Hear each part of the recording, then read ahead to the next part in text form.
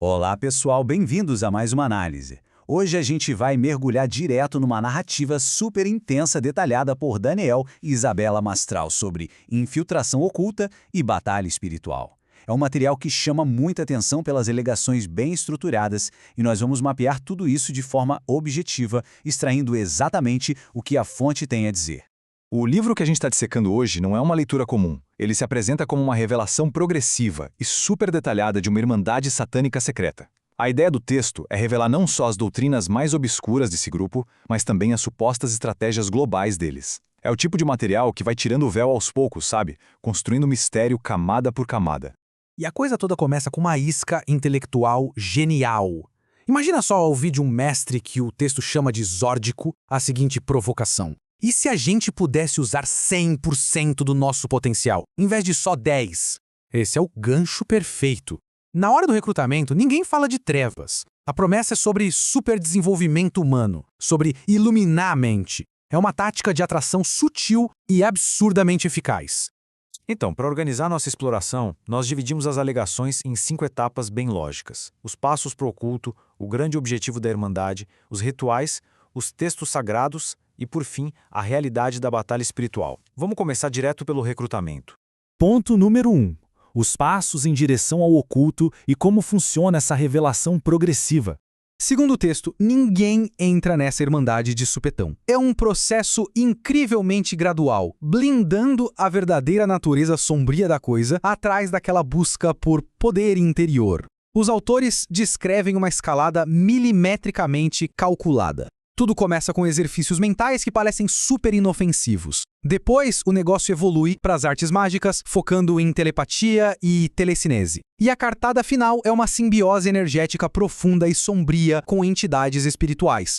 E é bem nessa fase de simbiose que a narrativa fica ainda mais imersiva. O autor relata um momento bem específico, um ritual feito num quarto totalmente sem luz, onde ele teria se conectado com uma entidade espiritual chamada Abraxas. O objetivo ali era forjar uma conexão mental tão absurda, tão inquebrável, que os pensamentos dos dois praticamente se fundissem, a entidade passaria a dar orientações constantes, quase como uma voz audível na cabeça do iniciado.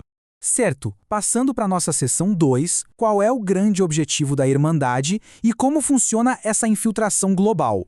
Nesse ponto da narrativa, a gente percebe como o foco muda drasticamente do mero ganha de poder pessoal para uma agenda macro super organizada. A intenção máxima do culto, de acordo com o material, não é nada modesta. Eles querem literalmente preparar as estruturas do mundo e a sociedade para o reinado do anticristo. É um pretenso movimento arquitetado para fins geopolíticos e espirituais gigantescos. Mas como eles fariam isso na prática? O material detalha táticas muito peculiares de infiltração, com um foco enorme em destruir igrejas cristãs por dentro. A estratégia envolve ganhar a confiança da galera fingindo dons espirituais e falsas profecias. Quando chegam na liderança, a coisa fica agressiva. Eles orquestram escândalos perfeitamente fabricados, envolvendo coisas como prostitutas, só para arruinar pastores legítimos, alteram a doutrina de fininho para acabar com a vida de oração, geram doenças sobrenaturais e, contra quem tenta sair, a fonte alega que eles usam até uma ala letal da ordem, conhecida como os Inquisidores. Isso nos leva direto para a nossa terceira parte, os rituais e as oferendas sombrias. O verdadeiro preço de todo esse poder. Aqui o relato toma contornos muito mais teatrais e sombrios. A fonte descreve as cerimônias secretas da alta cúpula, geralmente encontros massivos ao ar livre, sob a luz da lua. Tudo envolve instrumentos extremamente precisos, como o atame, aquele tradicional punhal de cabo negro, e cálices. Tudo isso no meio de muita fumaça de incenso, tochas acesas e pentagramas gigantes desenhados no chão. E tem um relato na obra que é o ápice perturbador dessas cerimônias, o ritual de sacrifício. Os autores descrevem uma cena onde 5 moças de 17 anos teriam se entregado de forma totalmente voluntária a uma entidade chamada Astaroth. O texto faz questão de frisar que, por ser voluntário, o processo seria indolor, conduzido metodicamente por uma suma sacerdotisa. Essas práticas extremas seriam um combustível máximo para canalizar poder sobrenatural tangível para a Irmandade. E falando em poder tangível, a figura de Asmodeu é crucial nessa lógica. Segundo o texto, não estamos falando só de uma crença cega, de orar pro nada. A alegação é que figuras demoníacas de altíssimo escalão chegavam a se materializar fisicamente durante ou logo após essas celebrações. Era a garantia visual e tátil de que as preces sombrias do culto estavam de fato sendo respondidas. Chegamos então à seção 4, a doutrina e os textos sagrados, que dão base para tudo isso. Por trás de toda a grandiosidade dos rituais, existe uma base literária rigorosamente elaborada. Os autores apontam 2 textos principais: o chamado Livro dos Grimões, um artefato antiquíssimo supostamente escrito em aramaico com sangue, e a Bíblia Negra. O conteúdo é assustadoramente metódico. Ele mapeia a hierarquia demoníaca dividida por todos os continentes, detalha receitas exatas de poções e feitiços e, o mais bizarro, traz a versão de Lúcifer do Apocalipse. É quase um manual corporativo do ocultismo.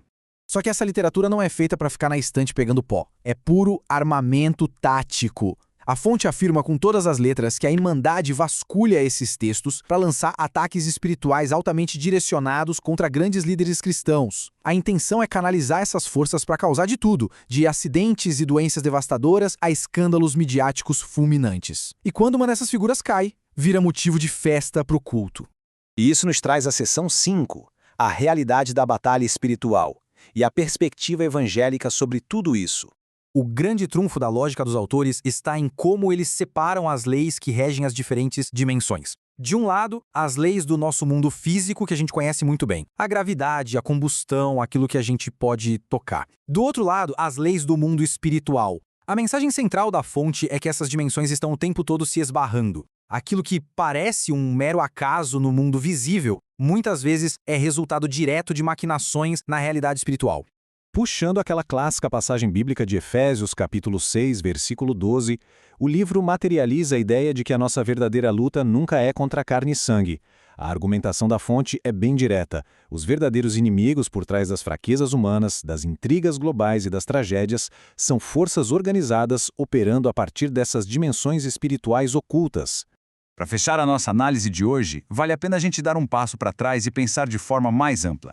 Mapear essa visão cósmica tão intensa nos dá uma chave incrível para entender como a teologia evangélica moderna enxerga essa guerra invisível. Quando a gente lida com alegações tão extremas de infiltração, fica muito mais claro por que a vigilância e disciplina espiritual são vistas por tanta gente não só como uma prática de fé, mas como pura sobrevivência. E aí fica a grande pergunta: até que ponto entender essa narrativa cósmica tão estruturada muda a forma de olharmos para os conflitos e batalhas invisíveis do nosso próprio dia a dia?